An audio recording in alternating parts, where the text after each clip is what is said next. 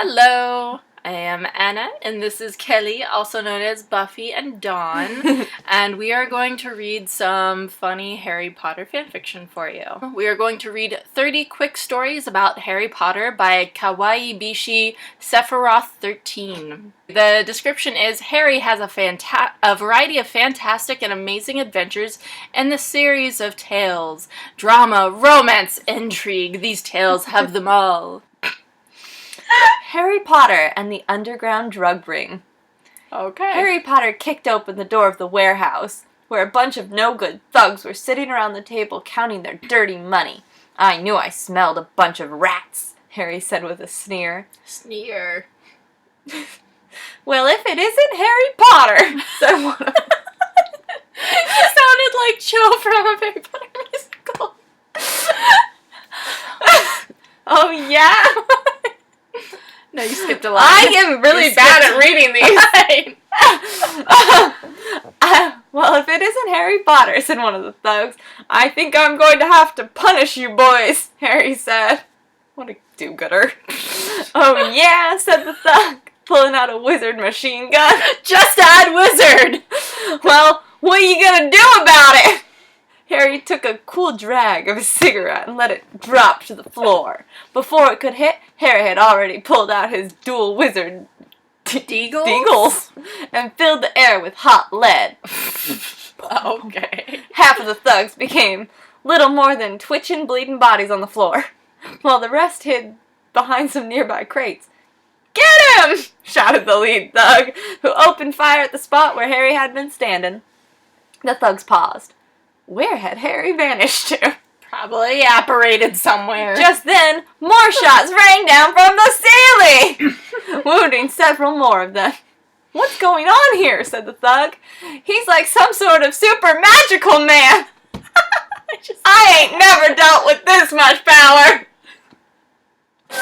Soon, only the leader was left. Nervously, he looked side to side, trying to find him. Just then, he felt the hot barrel of one of Harry's guns at the back of his head. Game over, Harry growled. Oh, God. He then pulled the trigger, where the gun took the top of the thug's head clean off. It would not be clean. Oh. Harry took out his wizard cell phone and called the wizard authorities. He knew he had done a good deed today, and that he was no longer needed here. He walked out of the warehouse and into the sunset. He would come back whenever he was needed to fight crime again. Harry Potter and the Parliamentary roundtable discussion concerning the future state of the economy. That is how you title, folks. Yes.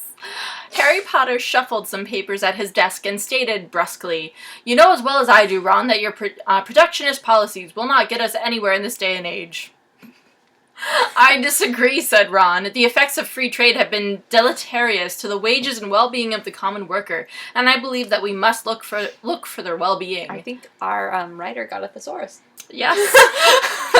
But what would your policies do other than drive the prices of goods back up again? Harry retorted. Then your protectionism will have been entirely in vain. I hardly believe that someone who believes the deregulation of corporate entities such as yourself would have any real inkling as to the plight of the common man, said Hermione, as she adjusted her reading glasses. Did the trio just suddenly break up and Ron and Hermione are anti-Harry? Is this happening? That's what happened. Okay. Believing that money will flow from the top down to the employees is ludicrous at best. Hermione, I often agree with you, said Ron, but your proposed fines for environmental concerns are simply too stiff and may drive many businesses to fire their workers to keep upholding the bottom line. Okay. I'm very confused by this. Okay. I am simply thinking of future generations, Ron. You know that, said Hermione. It won't do them much good if they can't even feed themselves. Just then the door burst open. Neville reporting, I'm sorry to interrupt your meeting, but Voldemort is wreaking havoc again. Thanks, Neville. Thanks! I like how calmly he says this. Harry gathered up his papers. Well, it looks like we'll have to finish this some other time. What a bother. It's a shame. I think the conversation was really heading somewhere, said Ron. But what can you do? Said Ron. What can you do? Thusly, they stood and walked out the door to meet the challenges of the day once again.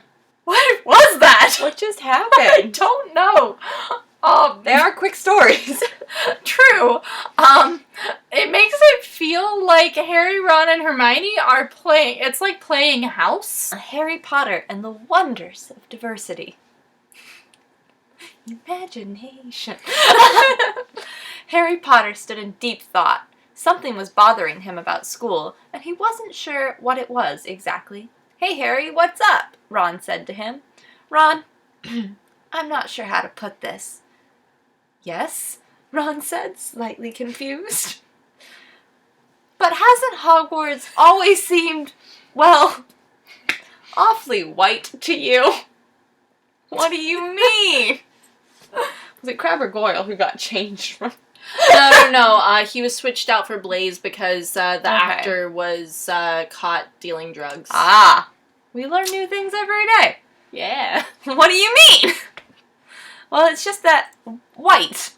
Most of the professors are white, the students are white. Everywhere, just a sort of creeping whiteness.